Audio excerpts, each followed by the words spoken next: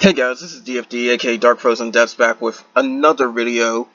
Not on Kamihime Project this time, but this time it just so happens to be a game called War of Venus. Somebody had mentioned it in a comment, and I did realize I never did a video on it. However, it's going to be difficult doing any gameplay videos because of how the gameplay system is. Because YouTube's kind of weird with the censoring and all that, and yeah, it's not exactly clothing damage, but it's close enough. But yeah, I've been playing this game for a while. I've got level 41 for my profile level. But more or less, I can just show off what I have here. Like, these are pretty much highest rarity cards, but they're not exactly highest level. Like, she's a high rarity, but not high level. I could go by rarity, basically. But yeah, I managed to pull an LR. I pulled quite a few girls. I got a couple from events like Puz, Beelzebub, Sodom, and Gomorrah I've gotten from some events. Satanao I got very lucky on. That was like a first attempt thing. I love using Leto because of what she has. White Rabbit, I eventually worked my way to her. I didn't get the LR from this current event. I have like 15,000 coins because, honestly, if I had known I would have had enough coins without spending it on the stones to try and get stars for other girls, I probably wouldn't have done so. That was my mistake. So thanks to that, I kind of screwed myself out of the LR girl. Oh well. But I got some other ones I really don't use too much, but maybe I will later down the line. White Tiger is very, very good. She's a very powerful one. But there's a lot of them. And honestly, some of you may even recognize some of these characters because of the fact that a lot of the characters, if not all of them, from Dragon Provenance has been put into this game.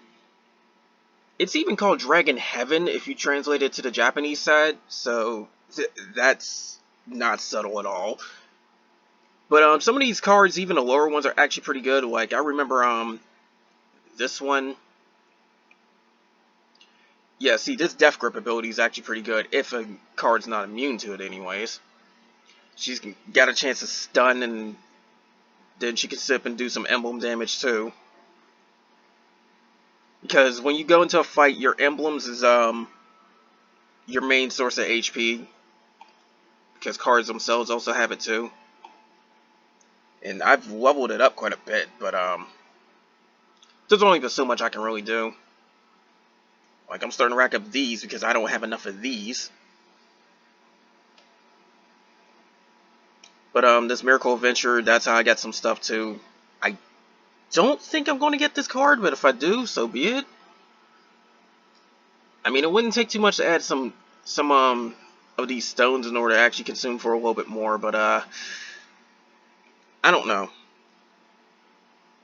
Usually you don't get the card until you clear it out near everything else. I don't even think it's really random.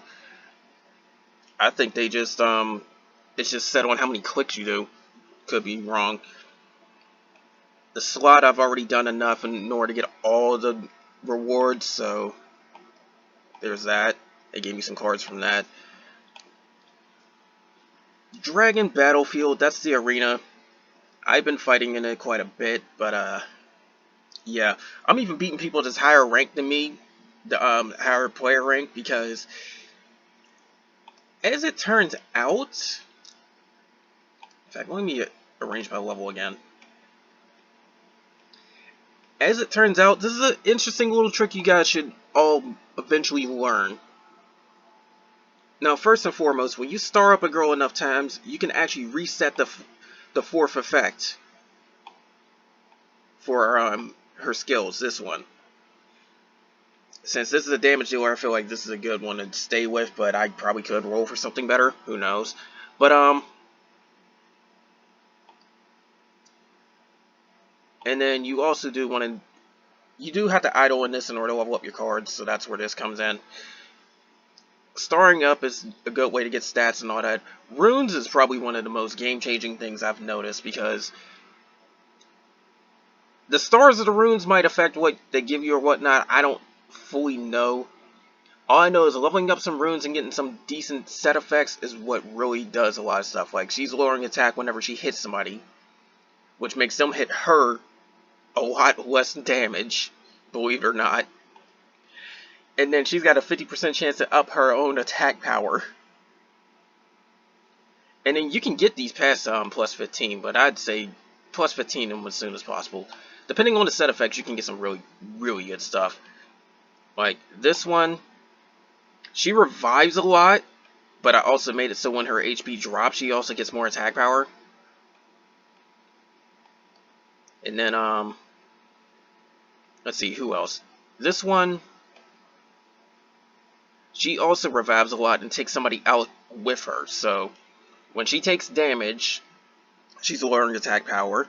And then, when she comes into the fight, everybody's getting healed by 4% of their HP.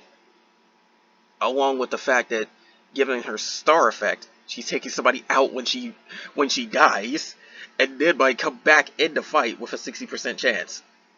Which can happen more than once. So there's that. And then how White Tiger has a debuff effect. Well, this one can also do debuffs whenever she comes into the field. And she also has a chance to revive. But this one happens to be my favorite, which is why she's on my home screen. Because, she heals everybody, that's not bad. Got some resistance against some elemental effects. This one, it says it goes to the graveyard, it does not. What she does is reject that card back to your opponent's hand. So if they aren't immune to Death Grip, then they're getting sent out the field but not killed off. And this is very, very powerful because of that. So she can effectively keep reducing numbers. And even more so, there's some team building things too. Like, I have 2 different decks. I didn't really do too much with the second deck, but this second deck consists of cards that can remove people from the fight, basically, because they give a bit of some suggestions for different builds. Like builds that do a lot of stats effects, builds that are very, very heavy on the revive. I'm amazed Puzz is not in this list, though. Teleport, yes. There's mana immunity. There's healing. Critical, which is a damage dealer. Mana immunity is the ones that are immune to elemental effects. Evasion. Reflection, where they rebound attacks. There's a lot of different stuff if you look into it. But, more or less just find out what your cards do. And then go from there. Hence why I like this one too, because she's got these effects right here. She's keeping her HP up. She's immune to that Grave Dance and Death Grip, which will remove you from the fight or just kill you off entirely. She's immune to elemental effects and will sit up and counterattack. So, again, there's a lot of stuff. This is actually pretty decent game too. And then I can still go through the storyline and actually do some stuff, but here's the idle effect thingy. You just come in here and claim some stuff. I'm on normal difficulty, but there's many different ones, basically. But other than that, that's all I can really show because, again, a lot of stuff's kinda eh. Also, the daily packs are pretty cheap. Just saying. And other than that is the Gold Zodiac, which I've participated in a few times, but I'd rather not really do too much on it because the best way to do it is consuming your crystals, and my crystals are low. That's why I didn't. But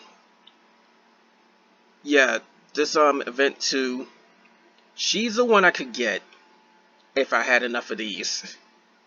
I've got one more day to get this, and I'm only getting about 800 or so per batch. I kind of screwed myself out of it for getting too many of these to up my SSR cards.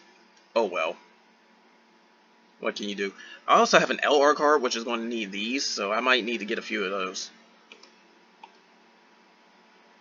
Because if I go to try and star up her, I need these SSR ones and the LR ones eventually.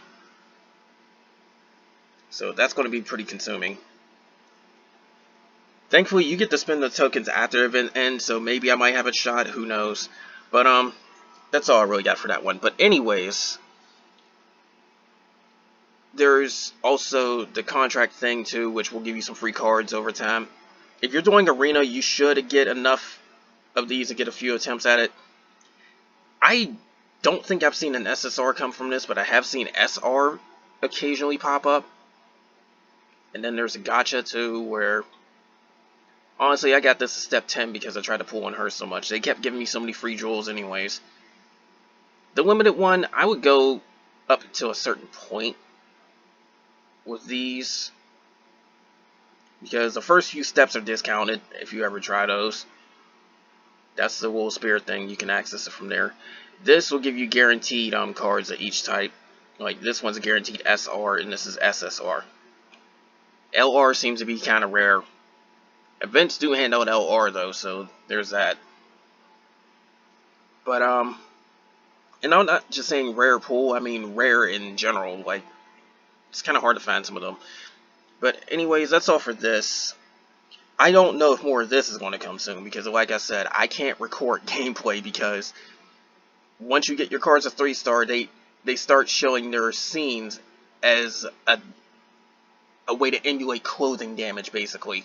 So it's going to start showing lewd stuff, and I can't really show that. But I may still do some sad stuff on this as long as I don't have to go through censoring. But it's whatever. But anyways, that's all for this. There's more vids that's going to come soon because I still got Tower of Malice to deal with Kamihime Project. But anyways, that's all for now, guys. Take care.